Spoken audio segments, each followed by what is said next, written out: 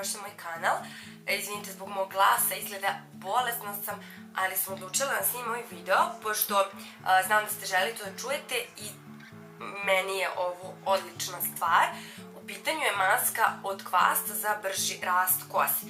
Ovo može koristiti svako, uopšte nije bitan tip kose, da li je masna, oštećena, farbana, znači zaista svako može da koristi i jeste za bukvalno sve. Od oštećene kose do kose koja opada. Na ovo bi trebalo da obrate pažnju ljudi koji imaju problema sa ekcemima, osobe koji imaju problem sa sagorejom i peruti. Ova maska je i za to dobra. I za jačanje tanke i slabe kose. Sad ja ću da vam pročitam, pošto nisam baš sve mogla da pamtim. Prilike, ovo je onako suština svega toga, da je zaista dobro za našu kosu i kožu glave. Ja mislim da je, to je moje mišljenje, da je greška kosa, to jest krajevi naše kose, to je mrtvi deo dlake. Tako da, ok, vi možete da ga osvežite, da mu date tu taj neki sjaj, ali to je to što se tiče toga, zato se to i šiša. Mislim da je najbitnija stvar zapravo teme naše glave i folikul dlake, tako da po meni sve maske, bilo šta, logičnije je da će ići na koren pre nego na krajeve. U redu su mi balzami i kakva pakovanja koja su baš isključivo za taj neki sjaj, imaju u sebi te neki silikone i keratine i šta sve već, ne znam ja, ne razumim se baš, ali to je za taj neki sjaj. Eto, prosto samo vam daje taj neki sjaj, ono vama neće oporaviti dlaku kao dlaku. Znači, dlaka mora iz korena da se leči. To je neko moje mišljenje i to je ono što ja znam. Sadvino to da sam imala problema, mislim i dalje meni se kosa nije nešto specijalno, ja sam se malo oporavila, ali nije to sad nešto, bog zna kako. Tako da, što se tiče ove maske, ona može se koristiti i kao preventiva, što se tiče, eto, za neki brži rast kose, zato što je stvarno kvasac jako dobar za to. Trebalo bi da se koristi kao preventivno, jednom nedeljno, i da se posle napravi pauza 3 meseca i da se po potrebi ponovi ova maska da se stavlja na kosu, a ukoliko se koristi u cilju lečenja kose, tačnije obnove i jačanje strukture oštećene kose, trebalo bi da se primenjuje 2 puta nedeljno u trajanju od 6 do 8 nedelja i da se ponovi ponovo za 3 meseca. Tako da, eto, to je neki uvod.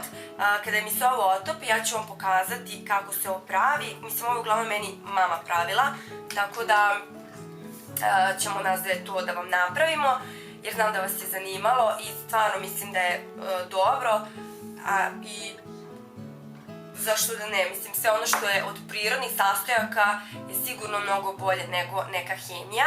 To je neko moje lično mišljenje, ok, verujem, ima dobrih proizvoda zaista na našem tržištu i ima i proizvoda koji su prirodni, ali ono što vi napravite sami u svojoj kuhinji, to je onako mnogo bolje po meni, još bolje. Ali dobro, ništa, kada se ovo otopi, reći ću vam još što šta o njoj i vidjet ćete kako se pravi, stvarno je jednostavno i to je sve što vi već imate u svojoj kuhinji.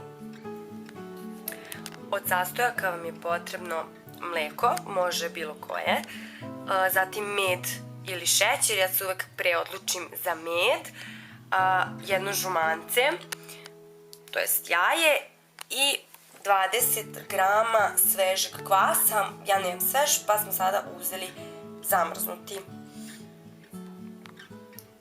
I kada se ovaj kvasac otopi, pokazat ću vam kako ja pravim ovu masku. Mi pravimo duplu smesu, pošto nas je 2.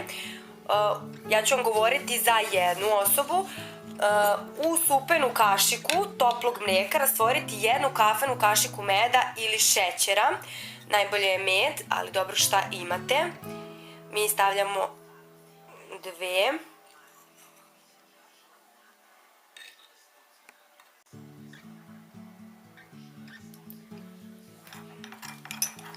Sve to izmešajte i u to dodati 20 grama kvasa. Mi imamo kvasac od 40 grama za nas dve, tako da to ćemo sada sve da sjedinimo.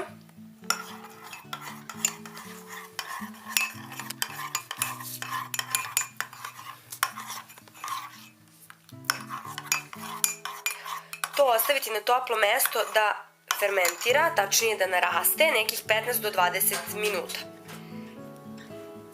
Zatim ćemo dodati jedno žumance i to sve dobro sjediniti.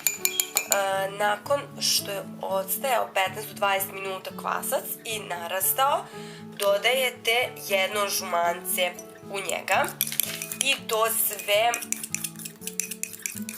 spojiti.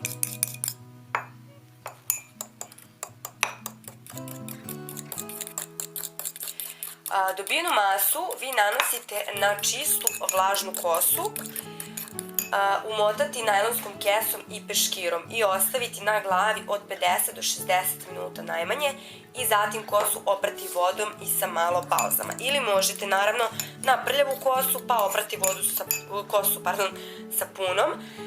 Što se tiče ove maske, vi u nju možete dodati ricinusovo ili maslinovo ulje. Mi ćemo dodati još malo maslinovog ulja u nju. Možete dodati jogurt, sok od aloe i tako dalje, ali najbitnije je da osnovni sastojak, to jest kvasac, ostane isti. Što se tiče ove maske, ona zahteva utopljavanje kako bi se stvorili optimalni uslovi za rast kolonija gljivica kvasca. Sa njihovim povećanjem povećava se i koncentracija proteina, vitamina i minerala koji prodiru u folikul dlake, što je i najbitnije. Miris je onako neobičan, meni recimo smeta, ali šta ćete, mislim, prosto ako je nešto zdravo, dodat ćemo i malo jogurta. Što se tiče mirisa, njega ćete samo osjetiti dok maska deluje i dok je na vašoj kosi. Ona nestaje naravno posle pranja, vi možete staviti i neku masku ili ako imate kokosovo ulje, ja sam ga uzela tako da ću njega recimo staviti nakon ovoga. I još jednom da napomenem da se ova maska na bazi kvasca stvarno može da postigne neverovatne dugoročne rezultate. Samo budite dosledni i uporni i eto, to je neka moja preporuka, bolje ovako nešto zdravo i nešto što možete napraviti u svojoj kuhinji nego neke hemije, ali dobro, svako naravno može da radi kako želi. Ja ću sad naneti na kosu. Ćao još jednom. Ja sam stavila sad masku, nanela sam masku i prvo imam kesu pa sam uvela u peške pošto meni uvek onako malo curka i to mi se sliva niz lice i malo mi je gadno. Tako da ovako sam ja to uvela i to ću držati 60 minuta, tačnije sat vremena. Onda ću to da isperem i stavit ću malo kokosovog ulja kako ume onako malo kvasac da isuši krajeve kose, to da znate, ali to nije ništa strašno, mislim on ih dodatno i hrani. Tako da bilo bi dobro da stavite ili neku maskicu ili možda neki balzam, bilo šta, malo čisto, ali ja ću to ulje i tako to ću se da isperem i to je to što se tiče ovog videa. Ukoliko vas još nešto zanima, mi me pitajte dole, ja sam se potrudila sve da vam kažem.